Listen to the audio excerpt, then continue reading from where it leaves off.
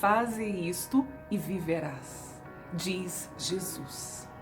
Faze isto e viverás. Eu não sei como que está aí o seu coração.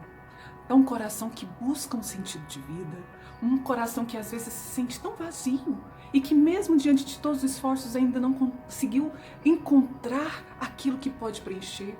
E muitas vezes deparando com depressão, com angústia, com muita ansiedade, com pânico, ou até mesmo com tanta tristeza, ou uma alegria falsa pelo mundo, e sem saber o que fazer hoje para conquistar uma vida em abundância aqui, mas também a vida eterna.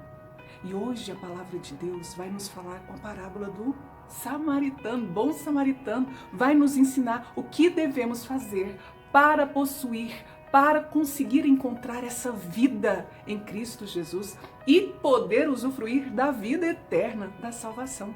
Chegou um doutor da lei, só que a intenção dele era provar Jesus, era conhecedor da lei. E aí ele, querendo provar Jesus, perguntou: mestre, o que devo fazer para possuir a vida eterna? E aí Jesus foi lá e perguntou, já que é doutor da lei, né? Perguntou: o que está escrito na lei? Como é que você lê? Porque cada pessoa vai entender de um jeito. Como você lê que é preciso? E ele fala, né? Amarás o teu Deus de todo o teu coração, com toda a tua alma, com toda a tua força e com todo o seu pensamento. E amar o próximo como a si mesmo. E aí Jesus fala assim: entendestes bem, faze isto e viverás. Ame a Deus sobre todas as coisas, ame ao próximo como a si mesmo. Amor em todas as dimensões. E faça isso. O verbo é faça. Faze isso. Não é só sentir, não é só falar, não é só pregar legalismo, mas faça em atos, palavras, ações e reações. Ame dessa forma e viverás. Se hoje você está passando por alguma dificuldade, por esse vazio, falta amor em atos, palavras, ações. A depressão se cura exercendo o amor em caridade. Mas Jesus aproveita toda a situação e evangeliza. Ele vai contar a história do bom samaritano, que vinha caminhando, né? Um homem vinha descendo de Jerusalém para Jericó, que era uma estrada extremamente violenta e perigosa, cheia de ladrões, e ali, infelizmente, ele depara com ladrões, que vão saqueá-lo, que vão maltratá-lo, que vão feri-lo e abandoná-lo quase morto. Quase morto. Quais são os ladrões que têm saqueado a sua vida? A sua alegria, a sua dignidade. Cuidado com esses ladrões, porque infelizmente eles abandonam quase morto. Veio um sacerdote, olhou para ele e passou adiante. Veio um levita, também olhou e passou adiante. E gente, são pessoas da igreja. Só que ali existia o quê? Naquela época, e infelizmente até hoje, a gente depara com alguns preconceitos de impureza. O sangue daquele homem caído ali era impuro. E por uma obediência legal, o sacerdote naquele dia não podia encostar porque poderia ser impuro. Obediência, legalismo pela impureza. Não amou devido ao legalismo. E a gente precisa vigiar. Mesmo às vezes estando dentro da igreja, às vezes a gente sabe muita lei, sabemos muita doutrina, mas não colocamos em prática o amor por preconceitos.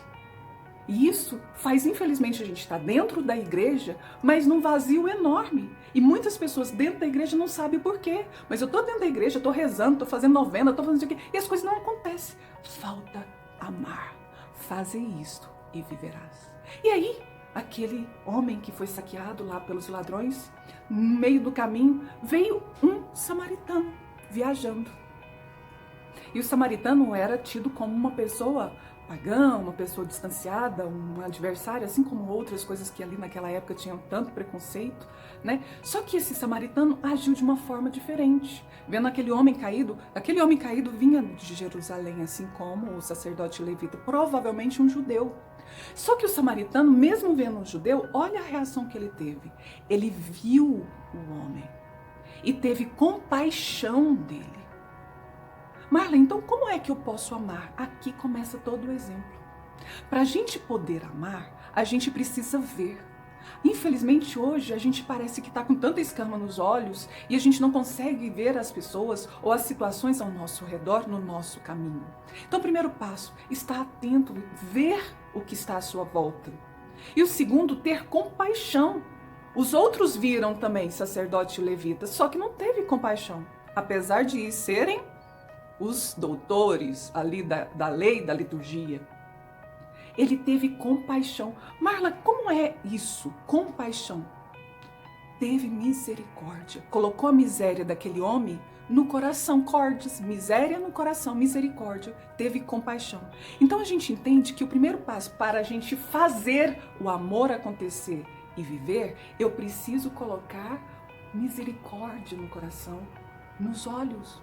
Mudar essa lente do preconceito, um judeu não chega nem perto, porque o judeu me trata mal. E na verdade ali não teve preconceito, ele viu o homem, viu aquele ser.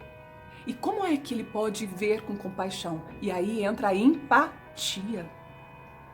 Para facilitar você amar alguém que você aparentemente possa ter sido rejeitado por ele, quantos pais, né, que às vezes não tratam bem os filhos e os filhos deparam no momento de ter que cuidar deles. Como que faz? Empatia, colocar-se no lugar do outro. Se fosse você caído ali, saqueado, naquele sol de deserto, ferido, quase morto, você gostaria que uma pessoa estendesse a mão para você? Então, colocar-se no lugar do outro ajuda você a ter mais capacidade de amar em atos, palavras e ações. E aí o que aconteceu? Ele viu, ele teve compaixão e ele aproximou-se, deu passos em direção ao outro. E aí é isso que a gente precisa fazer, dar passos para o amor. E diante daquilo ali, o que ele fez? Ele foi tratar as feridas com vinho e com óleo, antissépticos, curativos, cicatrizantes. E depois disso, colocou ele na sua montaria e levou para uma hospedaria e tratou dele. Então não é só você sentir compaixão ou ver alguma coisinha, ai, coitadinho.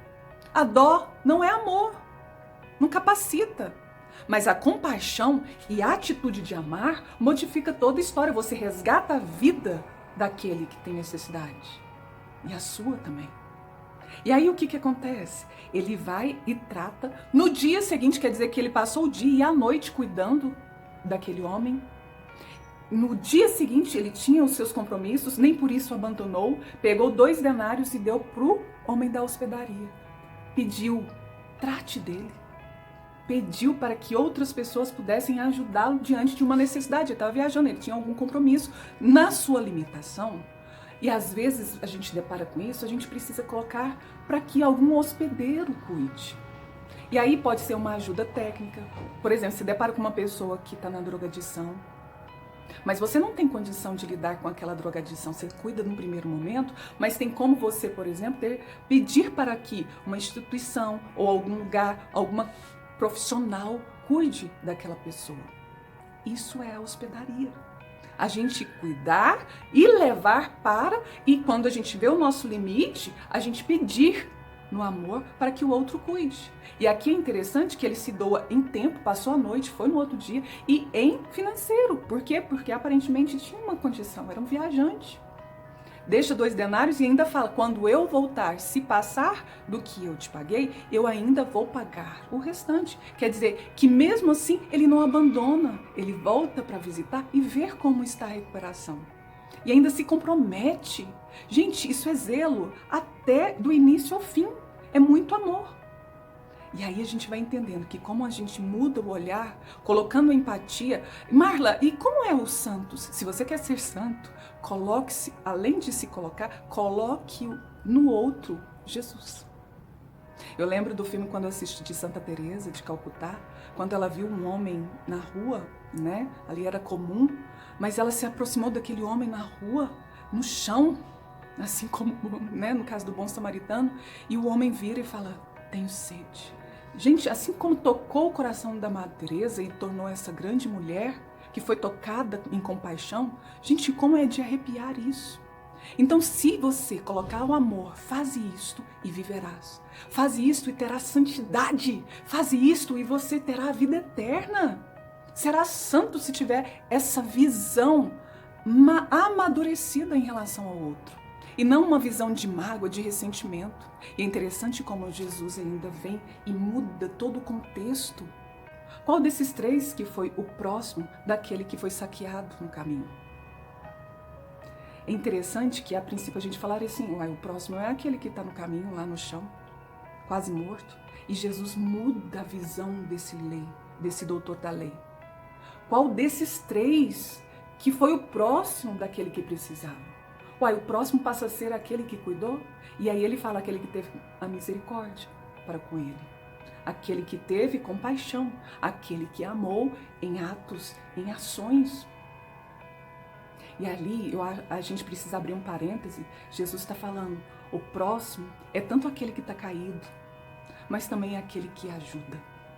Então, o próximo somos todos nós. São todas as pessoas que você ajuda, mas também o próximo é aquele que te auxilia, cuidou de você. E a gente precisa ter amor aos que estão ali, precisando da gente, mas também ter gratidão a todos que nos auxiliam.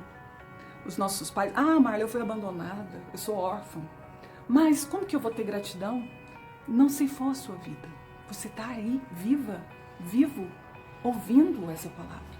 Coloque amor e gratidão às pessoas que foram bons samaritanos na sua vida. E inclusive a Jesus. E é esse o entendimento. Faze isto e viverás. Ame em atos, palavras, ações e reações.